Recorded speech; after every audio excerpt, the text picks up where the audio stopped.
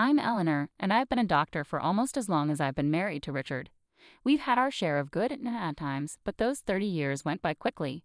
Our big, comfy house was always lively, especially when our sons, James and Oliver, were young. They were very different from each other, but each brought their own special happiness into our lives. Richard and I both worked hard as doctors to create a nice life for ourselves. Over the years, we bought a few apartments and rented them out for extra money. Everything seemed to be going well until one day when Richard came home looking very pale and serious. "Eleanor, we need to talk," he said, sounding very worried as he put his medical bag down. "I had some tests done last week and the results. It's cancer." The months that followed were a blur of hospital visits, treatments, and long waits. Richard fought hard, but the cancer was ruthless. Watching the strongest person I knew suffer like that was incredibly painful. No amount of medical knowledge could prepare me for it. One evening, while we were sitting quietly in the living room, Richard took my hand and said, "Eleanor, if things don't go well, make sure everything is taken care of for the boys. The will is all set. You'll be fine with money." Not long after, Richard passed away. His funeral was very sad. Family, friends, and colleagues came from far and wide to say their goodbyes. But what really got to me was the silence at home after everyone left. Seeing the empty spots where Richard used to be and his belongings just as he left them was heart-wrenching. A few days after the funeral, I was in the kitchen trying to sort out leftover food when James burst in, looking worried and angry. Oliver followed him, looking uncomfortable. "Mom, we need to talk about Dad's will," James said, getting straight to the point. I sighed and put down the cling film. "Yes, I know. Your father left everything to me. He wanted to make sure I was taken care of." James slammed his hand on the counter. "But what about me and Oliver? We're his sons. It's not right that we get nothing." Oliver tried to calm things down. "James, let's not argue right now. Mom is still grieving. We can figure this out without fighting." James glared at Oliver. "It's easy for you to say. You're not thinking about the future." "I am." I leaned against the counter, feeling the pressure of their looks. "Your father and I built everything together. He trusted me to take care of things. But I hear you, James. I don't want to leave you out." "So what now?" James said, crossing his arms and raising his voice. "Do we just wait until you decide it's time to give us our share?" "James, watch your tone," I said, losing my patience. "I am still your mother." Oliver stepped between us, raising his hands like he was trying to break up a fight. "Let's all calm down. This isn't helping." "Mom, maybe we can find a compromise," Oliver suggested.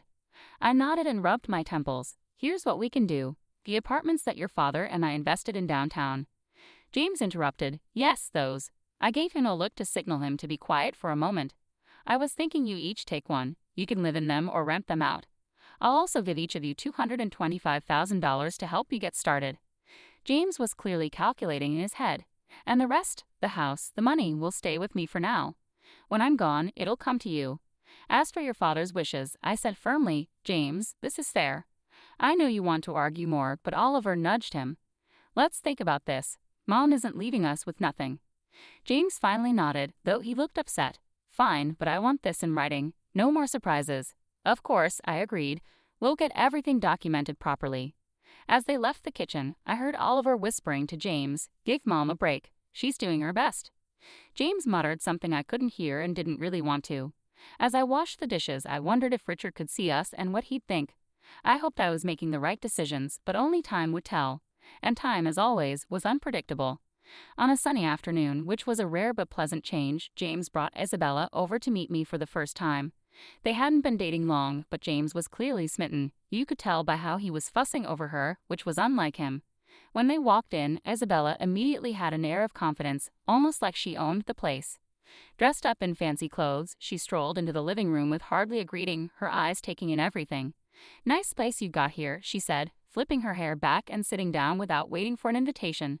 James was beside her, grinning like he'd won the lottery. I tried to be a good host and forced a smile. "Thank you, Isabella. Would you like anything to drink? Coffee? Tea?" "Coffee sounds lovely," she replied. Then turned to James. "Make sure it's black, no sugar." James nodded and went to the kitchen, leaving me alone with her. I felt like a guest in my own living room. The silence was uncomfortable until she broke it. "So James tells me you're pretty well off," she said, looking at the decor. "I'm used to a certain standard, you know. My parents made sure of that." "That's good to hear," I replied, not sure what else to say. James came back with the coffee and handed Isabella her cup. She took a sip and made a face. It's all right. Anyway, we've been talking about our future and planning ahead." That's wise, I said, looking at James, hoping he'd give me a hint about where this conversation was going. Isabella put her cup down. Speaking of planning, we're thinking about the wedding. I want something special, as James has probably told you. I found this place that would be perfect for the rehearsal dinner, but it's a bit expensive, about $30,000.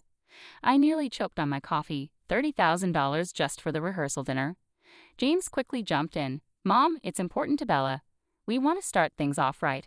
I set my cup down, feeling frustrated. That's a lot of money for just a dinner, Isabella. We need to be more reasonable. Isabella's expression turned cold. Reasonable? James says you have the means. I don't see why we should compromise on something this important. James nodded along, but I could tell he was uncomfortable. He knew this request was excessive. I'm all for celebrating, I said, trying to stay calm, but $30,000 for a rehearsal dinner is way too much. I can't justify that. Isabella stood up, her chair scraping loudly. I'm not used to lowering my standards, Eleanor. I made it clear to James that I expect a certain lifestyle.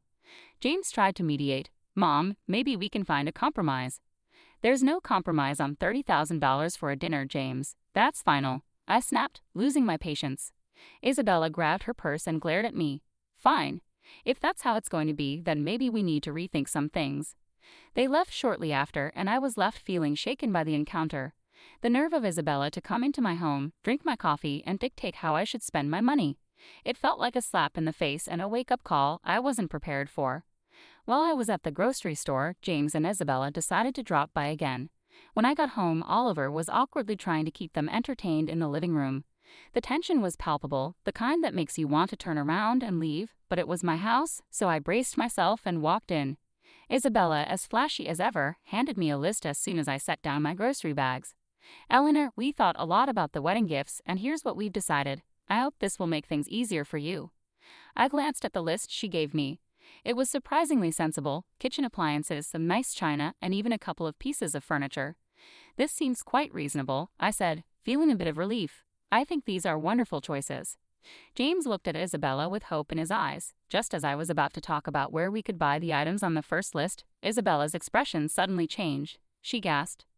Oh no, this isn't right. Give that back. She snatched the list from my hands and pulled out another piece of paper from her purse. Here's the real list. The new list was shocking. It included an apartment, a luxury car, an exclusive vacation, and even diamond jewelry. I couldn't believe my eyes. Is this some kind of joke? Isabella remained unfazed. No joke, Eleanor. These are the gifts we expect. Only the best for our wedding. I looked at her, then at James, hoping he would speak up or show that he didn't agree with this craziness. But he just stood there, looking torn but silent. I couldn't hold back. James, why are you letting her do this? You know this is unreasonable. Isabella interrupted, her voice rising. This doesn't concern you, Eleanor. You just need to pay up and stay quiet. That's when Oliver stood up, his face serious. That's enough, Isabella. You're not going to talk to our mom like that. This is her house, and you're way out of line. You need to leave now. The tension in the room was thick as James and Isabella gathered their things. Isabella muttered angrily, "This is ridiculous. We'll remember this." Then they left, slamming the door behind them. I sat down, feeling the weight of everything pressing down on me. Oliver sat beside me and put an arm around my shoulders. We'll figure this out, Mom, but you can't let them bully you into giving more than you can or should. It's not right. He was right, of course, but as I sat there with my son, I worried about James. How had things gotten so out of hand? How could he not see what this was doing to our family? The silence that followed was filled with unspoken worries and fears about the future. I knew this wasn't over. Things were only going to get tougher from here. In the weeks that followed, James called constantly, each call more demanding than the last. His tone was desperate, almost frantic. "Mom, you don't understand. I can't look poor next to Bella's family," he'd argue, his voice breaking with stress. "You have the money. Why can't you just help me out?" I sat at the kitchen table, phone pressed to my ear, feeling a tight knot in my stomach. "James, it's not just about the money. It's about living within your means. Bella's expectations are unrealistic. You can't sustain that without going into serious debt." He'd scoff, frustration clearly boiling over. "What do you know about it? I'm not going to live like a... I need more from the inheritance now." "The offer stands," I said, trying to stay firm. "James, I've agreed to cover half the wedding costs, up to $115,000, and give a $5,000 gift. That's more than generous. Everything has to be agreed upon with me, though. No more surprises." There was a pause, then he laughed sharply. "That's nothing. You're just being stingy. You have a million sitting there. Why are you holding out on me? Because it's not just about the money, I replied, my patience wearing thin. It's about not supporting a fantasy that will ruin you. He yelled so loudly that I had to pull the phone away from my ear. I don't need this. I'll handle it my way. Forget you. And with that, the call ended abruptly. Months went by in silence. I tried to keep busy with daily routines, pushing thoughts of James to the back of my mind, but the calm didn't last long. One afternoon, the phone rang, and it was my sister-in-law, Anita. Eleanor, I thought you should know, Anita said cautiously, James is flying all the wedding guests to Hawaii. He sold his apartment to pay for it, and he expects you to make your own way there. He mentioned you weren't interested in helping. I hung up, feeling a mix of anger and sadness. How could he be so reckless? Before I could process it all, Oliver came into the room with a serious look on his face. Mom, there's something you need to hear. I recorded their conversation when they were here. He handed me an audio recorder. I pressed play, and the voices of James and Isabella filled the kitchen. James, your mom is just a nasty old woman with a fat wallet. We need to squeeze as much as we can out of her and then cut her off. James's voice came through chillingly clear. Whatever it takes, Bella. I'm not going to let her control us. If it comes down to it, I'll kick her out in her underwear. I turned off the recorder, my hands shaking. Hearing my own son speak about me like that was unbearable. The room seemed to spin as I tried to grasp the full weight of his betrayal. Deciding to fly to Hawaii wasn't easy, but Oliver and I were determined to face whatever lay ahead. When we landed and approached the venue, I was overwhelmed by its extravagance. Flowers were everywhere, lights twinkled like stars across the evening sky, and music floated in the air. As we entered the gathering, I saw James and Isabella mingling with guests, looking like a picture-perfect couple with their smiles and laughter. It hurt to see my son so lost in this artificial world. Before I could move closer, Isabella spotted us. Her smile vanished, replaced by a scowl. She marched over, her high heels clicking sharply against the stone pathway. You shouldn't be here, she hissed, stopping just inches from me. Her voice was loud enough to attract attention. This is my day, and you're not welcome. I was taken aback, but before I could say anything, her parents, who had overheard, approached us. Her father, a tall, stern-looking man, spoke first. Isabella, that's no way to speak to your guest, especially not to James's mother. Her father said sternly, his tone making Isabella's cheeks flush with embarrassment. Her mother, looking equally shocked, turned to me with an apologetic smile. Eleanor, please come with us. Let's find you a place to sit. They guided us to a table at the edge of the setup, clearly an afterthought, with no proper setting. The ceremony soon began, but the speeches felt hollow given the tension. Then, unexpectedly, I was handed the microphone. I stood up, my legs shaky but my determination strong. I came here today to wish my son and his new wife a happy future, I started, my voice steady despite my nerves. But I also believe in honesty and integrity, qualities that have been missing from the events leading up to this day. Isabella's face went from pink to red, her eyes shooting daggers at me. I was asked for money time and again in amounts that no reasonable person would consider justifiable. When I couldn't meet these demands, I was threatened with separation from my family and future grandchildren. My voice cracked a bit, but I continued. Oliver, seeing my distress, stepped closer and placed a supportive hand on my shoulder. I nodded at him and then turned on the audio recording he had made. Isabella's voice filled the air, cold and calculating as she discussed how they planned to extract more money from me. James's voice agreed, saying he was prepared to leave me with nothing for his bride. The crowd's murmurs grew louder, filled with shock and disapproval. I turned off the recorder, the silence in the room heavy. I gave my son an apartment and $25,000, and it was still not enough. Today, I am making it clear, I will not be treated as an ATM or threatened. I am disowning James and Isabella. I wish them well, but from this day forward, I am choosing to remove myself from their lives. The reaction was immediate. Isabella screamed, her voice shrill and angry. You've ruined my wedding. I curse you.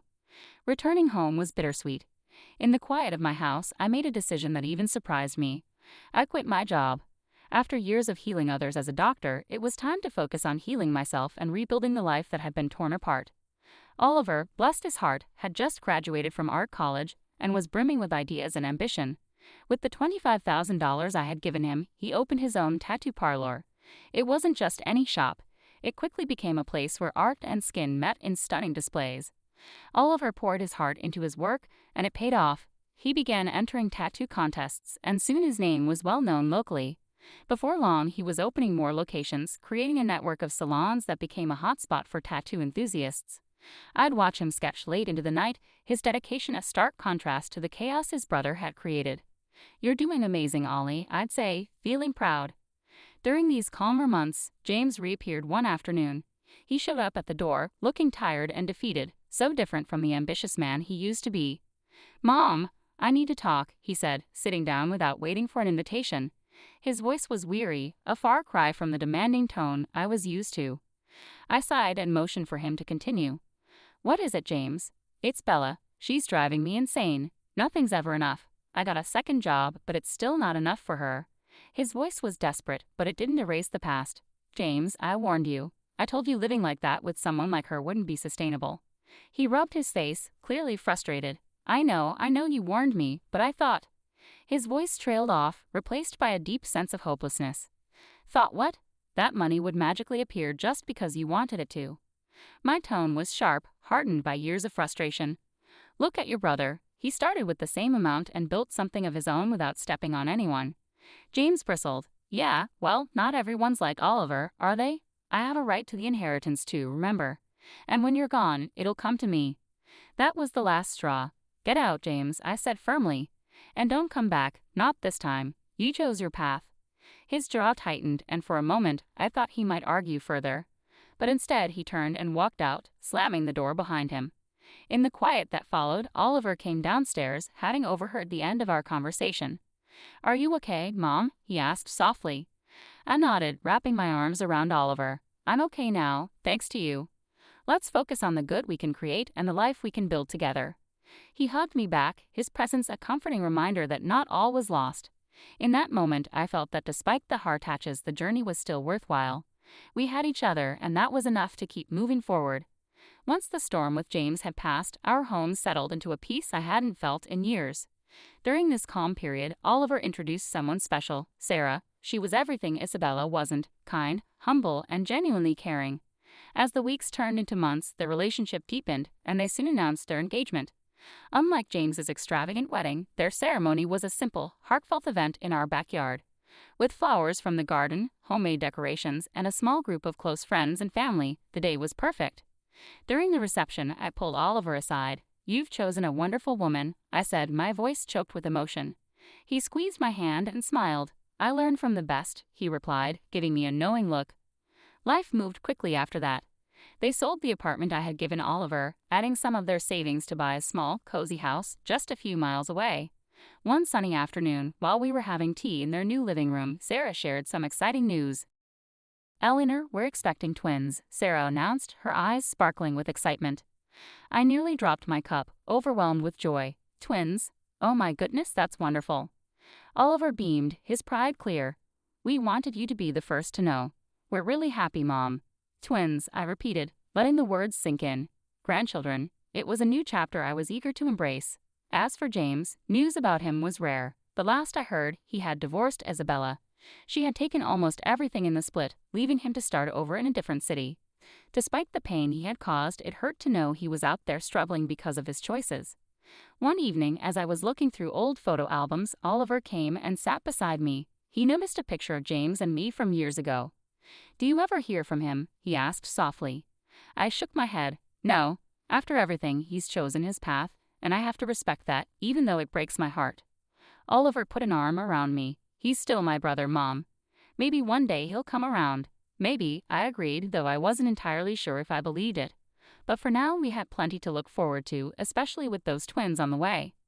Oliver chuckled. "Yeah, you're about to be the busiest grandma in town."